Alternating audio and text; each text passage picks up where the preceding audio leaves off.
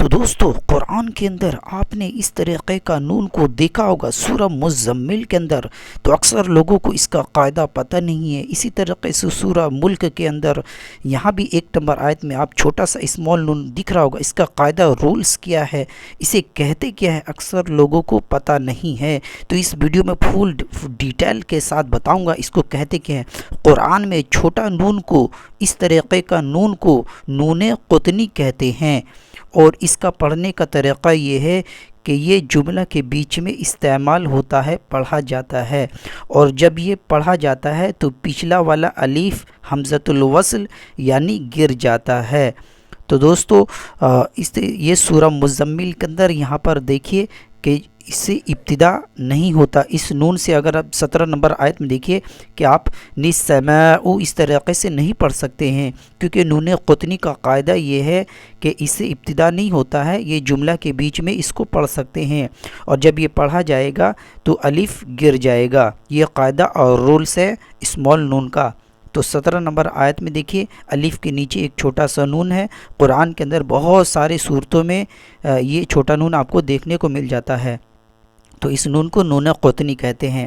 تو پڑھنے کا طریقہ دیکھ لیے، سورہ مزمل ہے، تو یہاں پر دیکھیے 17 نمبر آیت سے پہلے میں آپ کو پڑھ کے دکھاتا ہوں۔ ٹھیک، اس کا یہ آیت کے 17 نمبر آیت گول سرکل کے بغل میں آیا ہے، تو اس کو پڑھیں گے تو الف گرے گا، اور الف کو پڑھیں گے تو نون گرے گا، یہ قاعدہ ہے۔ ٹھیک ہے، چلیے میں آپ کو پڑھ کے دکھاتا ہوں اوپر سے۔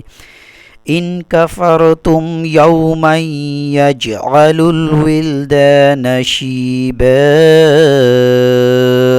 اس طریقے سے پڑھیں گے۔ اگر 17 نمبر میں آیت کو اپنے ساس کو توڑ دیں گے تو شیبا یعنی شیبا کا الف کو پڑھیں گے اگر ساس توڑ دیں گے، اور 17 نمبر آیت میں ہم نے ساس توڑ دیا ہے تو الف کو پڑھنا ہے، نون کو پڑھنا نہیں ہے، کیونکہ ہم نے ساس کو توڑ دیا ہے۔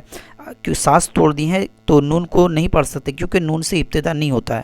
ٹھیک ہے، تو خالی الف کے بعد اگر لام آئے تو آپ کو خالی الف پر زبر دے کر اس طریقے سے پڑھنا ہے۔ السماء منفطر به، اس طریقے سے پڑھنا ہے۔ السماء منفطر به۔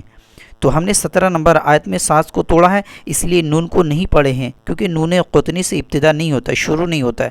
اب اگر آپ 17 نمبر آیت میں ساس کو نہیں توڑیں گے تو شیبہ کا الف گرے گا، اور ساتھ ساتھ مزید نون کے اوپر جو الف ہے وہ بھی حمزۃ الوصل یعنی گر جائے گا، کیونکہ یہاں پر ہم ساس کو نہیں توڑیں گے تو جملہ کے بیچ میں نون کا استعمال ہوگا، اور جب نون قطنی کو پڑھا جاتا ہے تو پچھلا والا الف جو ہے وہ سارا کا سارا گر جاتا ہے۔ تو اس طریقے سے پڑھنا، دیکھیے یوم یجعل الولدان شیبا السماء منفطر به، اس طریقے سے پڑھنا ہے۔ ایک مرتبہ اور دیکھیے، یوم یجعل الولدان شیبا السماء منفطر به۔ تو سمجھ میں آ 17 نمبر آیت میں اگر آپ ساس کو نہیں توڑیں گے تو الف کو گرا دینا ہے۔ شیبانس شیبانس شیبانس السماء شیبانس السماء، اگر 17 نمبر میں آیت کو توڑ دیں گے تو شیب الف کو پڑھنا ہے اور نون کو پڑھنا نہیں ہے، کیونکہ ہم ساس کو توڑ دیے ہیں، اور الف کو پڑھنا ہے زبر دے کر، کیونکہ الف کے بعد لام ہے۔ السماء، اس طریقے سے۔ تو دوستو یہ سورہ مزمل کے اندر اس طریقے سے پڑھنا ہے۔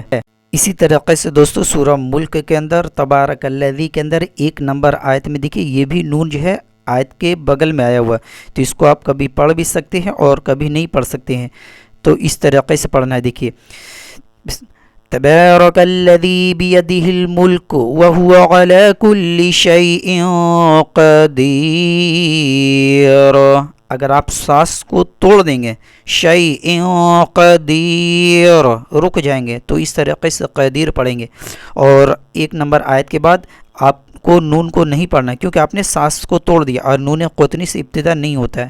ٹھیک ہے، اور الف کے بعد لام آیا ہے تو خالی الف پر زبر دے کر اس طریقے سے پڑھنا ہے۔